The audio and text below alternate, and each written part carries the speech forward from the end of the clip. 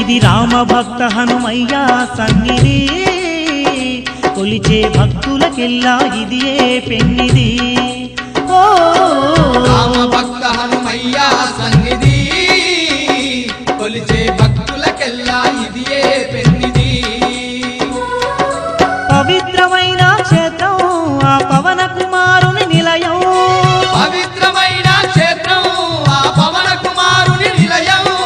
అవనిలో పుణ్యధామం శ్రీ ఆంజనేయుని ఆలయం